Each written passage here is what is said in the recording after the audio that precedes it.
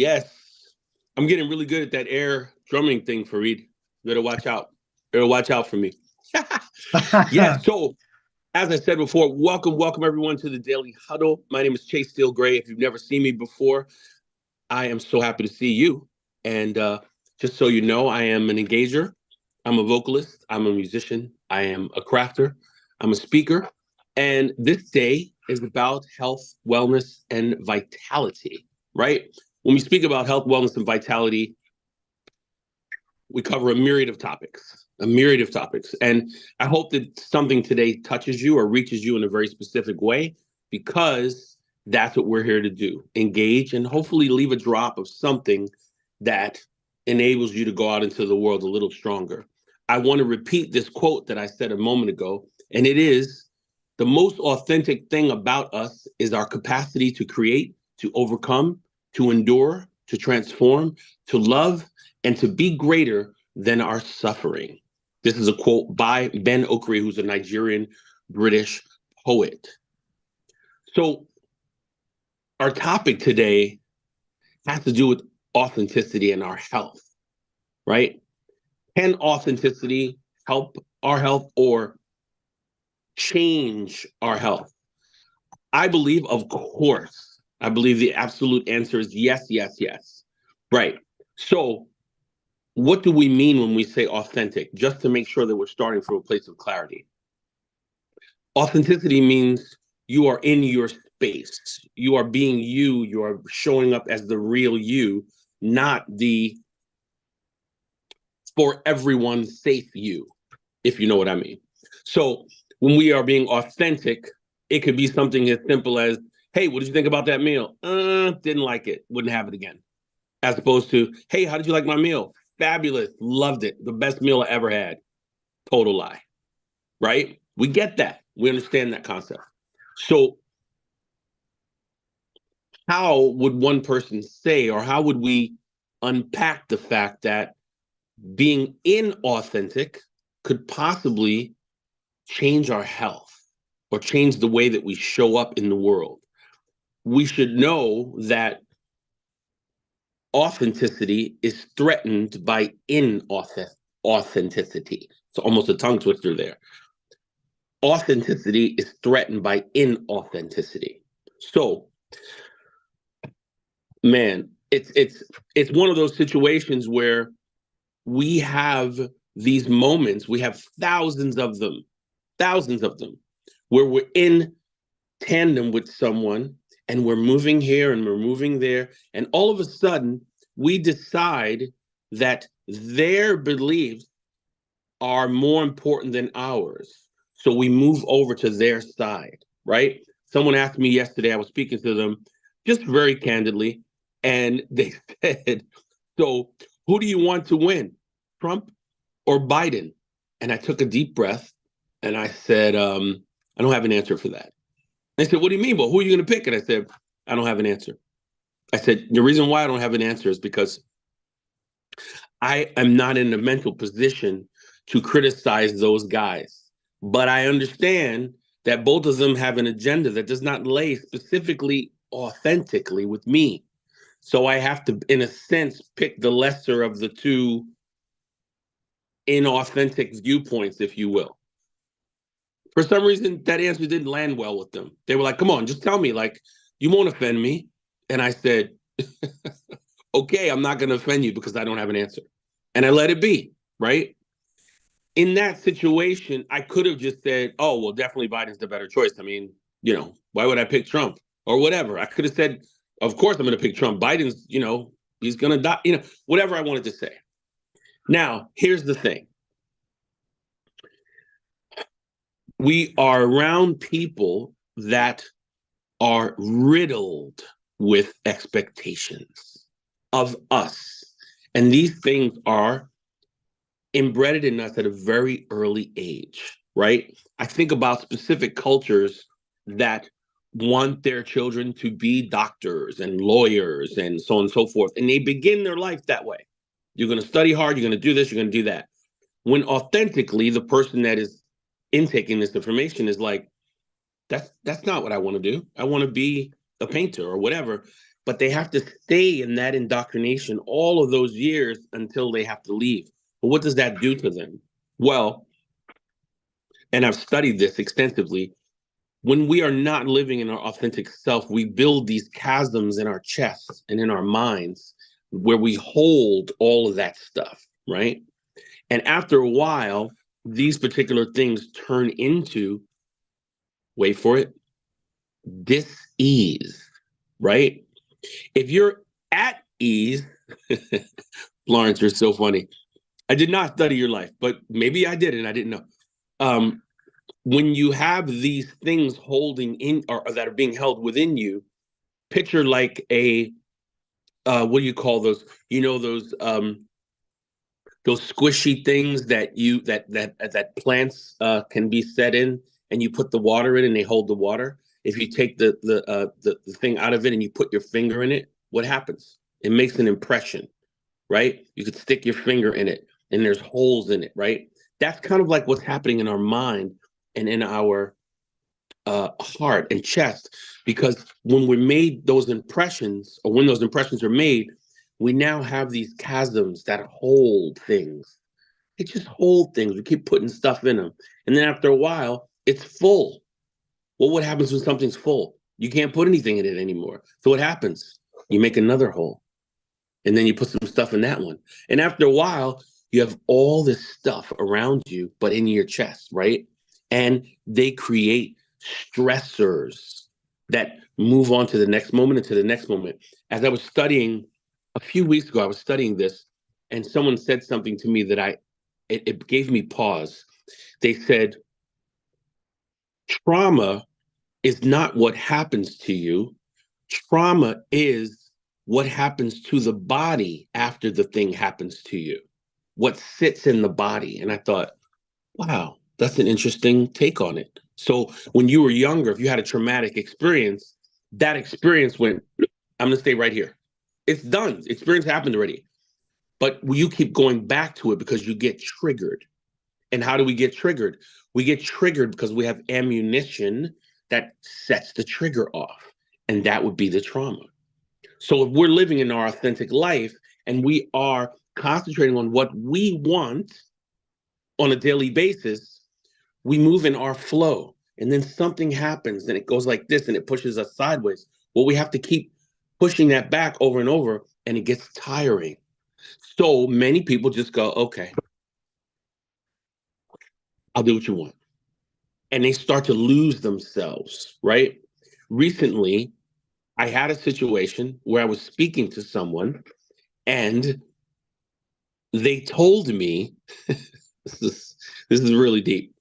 They told me that they did not invite me to a particular gathering because someone was there and would not understand that at another part in my life, over 10 or 12 years ago, we were close. They wouldn't understand if I was there. So maybe I can come to the next one. And I thought, what? What are you talking about? This person expressed their views to them and said, well, you know what? I hope you don't invite anybody here that you used to be with or hang out with, whatever, because I won't shake their hand. I won't accept that.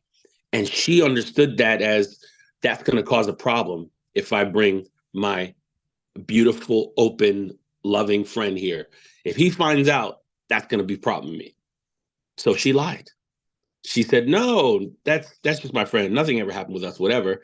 And because she lied, that created an inauthentic situation for her that now she has to ride with, right? And this is really powerful. Put a one in the chat if I'm connecting with you guys, if you understand what I'm saying right now.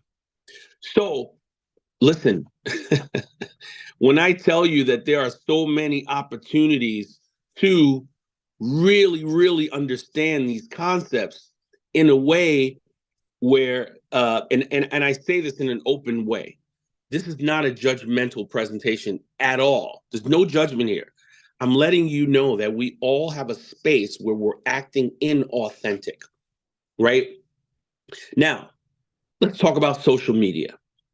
In social media, I have a beautiful Instagram page. I'm not afraid to say that. That is my authentic feeling about my Instagram page. Why do I feel that way? Because I place things on it that stimulate the mind. They first stimulate me and then they go out onto the page. Colors, quotes, beautiful pictures, beautiful people, things that I feel like are just going to wash over your body and be like, oh, I love going to this page. That's my vibe. That's what I feel. I don't put things on my page and go, this is gonna really kill them today. But I do say this is gonna affect somebody. I want people to know this, and I put it on the page. Here's the problem, and I think Chris Rock said it really, really poignantly one time.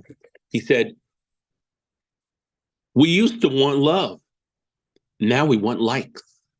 I was like, wow, that is interesting. So people now have this vehicle where they can go online, curate a page completely inauthentically. You can do whatever you want. You can put anything you want to. And then somehow the feedback from that makes them feel like a better person. It's all external, right? But what would happen if you lived the way that you wanted to live each and every day? You ate the food you wanted to eat. You said what you wanted to say. You know what? I'm going to say something, and this is not a derogatory statement. A long time ago, when I was on cruise ships, I met a lot of English people. To me, they were so blatantly authentic with their vibe, it scared me. I thought anytime I said something to them that, do you like this? I don't like it. I think it's terrible. I think it's crap. And they would say it so specifically. And I'd be like, wow, this is amazing. Even when someone liked me, she was like, I really like you. I think we should go out. Why are we fooling around? What are we doing here? And I was like, wow, so real, so authentic, whether it cuts you or it soothes you. That was my experience with English people. Always with English people. I don't know why. I don't know why. But my point here is inauthenticity can hurt our health.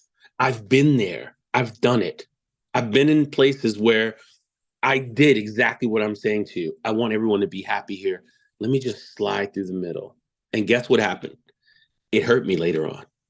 It hurt me later on because I wasn't in my authentic space. Even in relationships, when people say, well, I wanted to tell you the truth, but you were going to be so upset with me. And the person said, you should have told me the truth. I would have handled it. And then when you say the truth, it's the worst thing ever, right? The person's like, what do you mean? And they freak out on you and they go like crazy. So where's the balance there? Where's the balance there? In my personal opinion, and this is just a statement that you can take or leave, being truthful plays out better than it doesn't. If I had to give it a percentage, maybe it would be 75-25. And you're absolutely right. We're not responsible for their feelings. Absolutely right. Thank you for saying that. So in our authenticity, we can glisten and we can be this force that is just amazing. And just last night, Florence said she was inauthentic with someone. Hey, that's human, right? That's human. So what I challenge you to do, anyone, come onto the line and discuss or give us a quick little tidbit of being inauthentic in a particular situation and what it did to you internally. Anybody, come on in.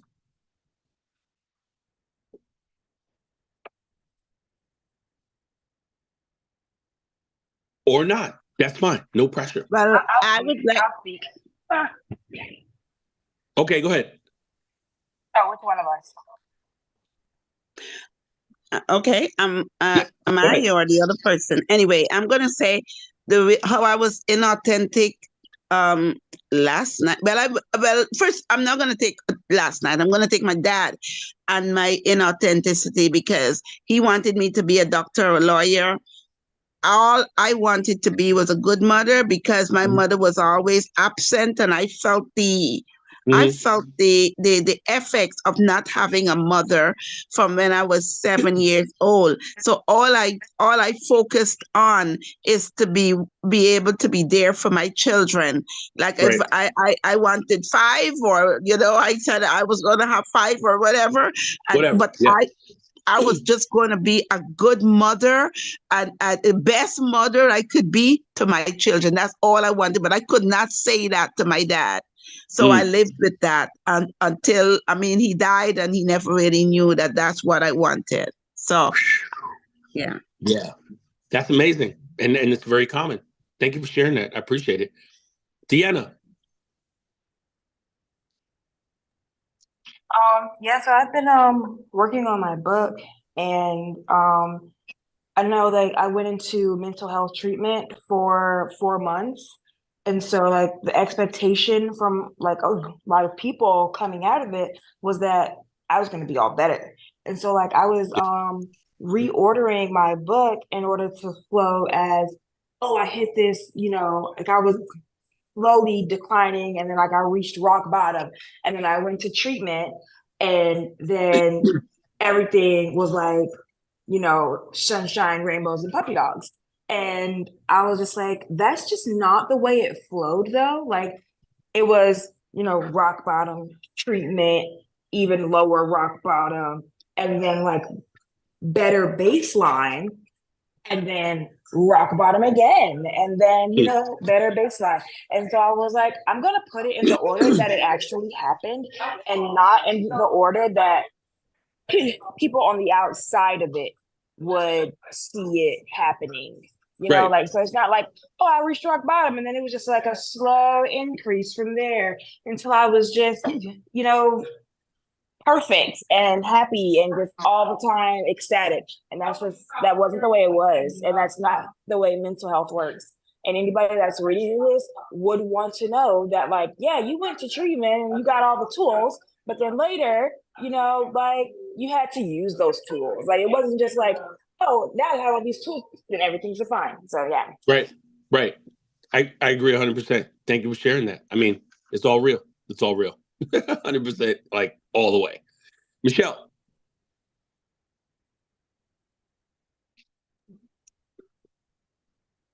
Good morning, family. Hi. How are you? Great topic. I'm well, thank you. So currently I'm in a space of inauthenticity. I have a good friend, a long-time friend. Maybe we've been friends maybe 20 years ago. And we dated sort of off and on. Didn't have a firm relationship. It was always a firm, strong friendship, and then we sort of blurred the lines a little bit. But slept with each other a couple of times, and that didn't work for me. So we just maintained a friendship. Mm-hmm. So fast forward a couple of years ago. Well, I'm in a relationship now. It's been a number of years, 5 years, and I have yet to reveal to this friend of mine, who we're still friends, we still have a friendship. I have not told him that I'm in a relationship. I have not told him. One, I know it's going to hurt him, and though he doesn't bring up being in a relationship anymore or getting married anymore, he doesn't talk. We don't talk along those lines anymore. But I have not shared with him that I'm in a relationship. So much so, and it bothers me from time to time. But I tell myself that I don't want to hurt him. And that is true. It is true. He's my friend. He's like my little kid. He's like my so many things. And I don't want to share. And I say I don't want to hurt him, which is true. But I think there's more to it. There's something in it for me too, why I won't be honest and upfront with him. Correct. Yes, correct. Yes. Yeah, absolutely. And I can't quite. And I'm saying to myself, I'm having a birthday next month, and I said, I don't want to go into another year with being, I don't know if it's dishonest, but it's withholding. Withholding from him in that way. It's not like his birthday is tomorrow. I don't want to say tomorrow, but before May 4th, I should really reveal that, I believe. Because I think I know I'm not being authentic. So much so that I dreamt about that last night. Yeah. Interesting. Very interesting. Do you believe, someone said to me one time, everyone has 3 lives: their personal life, their private life, and their public life. And I thought, wow, that's really interesting. And the reason why I bring it up right now is some people believe that everyone does not have to know everything. How do you feel about that? I agree. There's an interesting little rub there in the middle where you can think about Everyone that. doesn't have to know everything, Everything. because not everything impacts everyone. Exactly. And there's expectations. You just spoke about it. You have an expectation that that person's going to be hurt with this authentic information. But you said the best thing, and you said, there's something in it for me too, not saying it to them. And I believe that 100%, 100%, because there's always something in it for us. Always. Yeah. Right? Right. So thank you for that. I appreciate it. Thank you. Shiva, the ray of light. First off, Florence, I love what you shared, and I love that you were so authentic in saying there's something in it for me too, Yes. because there always is something in it for us. And so I love that you shared that. So I had an inauthentic moment earlier this week. Well, last week I was at church, and this woman, bless her heart, she didn't know me. I had a spaghetti strap on. It was cute and it was classy. I went into church many times. She said it was cute and it was It, classy. it was classy. So I'm a dancer. So they started praising and worshiping. I'm like, I came up out that sweater and I'm like dancing, dancing, dancing, doing the thing, right? Oh, shoot. You gave him Debbie Allen, didn't you? I was just like, and I always do that. And people come up to me like, God, thank you for your light, right? So this woman, this older lady, like really old, comes and taps me on my shoulder, whispers in my ear, I need to put my coat back on. She said, are you married? I was like, no. She's like, well, you're going to get a husband when you start showing all your goods to the world, right? My shoulder was out. Right. And I was like smiling, like, oh, eh. And then when I walked away, I was like, why did I smile at that lady? I didn't think that was cool. So then I saw her later on. She saw me eating a hot dog. It was a turkey hot dog, and who cares, whatever it was. She said, I think you should, watch out what you eat because you don't want to get too big, whatever. So I'm like, and then as I left, I was so pissed. And I was like, why am I pissed? I wasn't pissed at the lady because I know, in her mind, she thinks she doing the right thing. Although I was more so, if I wasn't grounded in who I am, somebody knew, and this is a wonderful church, wonderful, her views doesn't represent the general body. They could have been really turned off. But why I was really pissed is because I was inauthentic. Not that I think I needed to say something to her, but I certainly didn't need to act like I could have just not acted as accepting as I was. And I decided that when I see her again, I ain't gonna smile at her. I'm just gonna be like, hey, but I'm not gonna act so overly accepting the way that I was like, oh, okay, and I was pissed. I'm like, lady, you don't know me. That just thank you. I need to get that out. I like the way you felt really inauthentic. I like the way you said that. And what I want to add to that, if I may, is what is the difference between us being authentic and calm, knowing that that is not us, whatever that thing is? Someone said to me, Chase, you are a terrible singer. It's unbelievable. If I don't believe that, how do I have ammunition to shoot back at them? If they said that to me, I would say, okay, great. I mean, if that's your feeling, that's great. But if I go, what do you mean? I'm an incredible singer. And who are you to tell me? Now I'm on their side. Now I've gone over to where they are. I don't need to give them that ammunition, right? I don't know who said this a long time ago, but they said when someone comes at you with disdain and anger and so on and so on and so forth, you are actually serving them when you give it back to them. You're not serving yourself. And I was like, wow, when I heard that, I was like, so yeah, let us be. What just happened? Okay. I don't know what's happening for me. I really appreciate you saying that. And I wanted to say to everybody, if we practice our authentic self really, really, then we would not allow someone to get into our zone. We'd be like, I know who I am. I'm good. certain people say, oh, you're not going to talk to me like that because I'll come at you. Now, all of a sudden, your body's tingling and your heart's beating, and they put you in this place where, hey, you're captive. You're in my world now. Now we're together. And you're like, oh, wait a minute. I don't want to be where you're at. That's a certain kind of authenticity. And that's what I'm saying about practicing that. People say that to me all the time. Chase, weren't you mad when she said that? And I go, no, I wasn't mad. I just realized that I can't connect to that. I was like, wow, I couldn't do that. I would have told her about herself. You know how many times people said that to me? 1,000,000 times.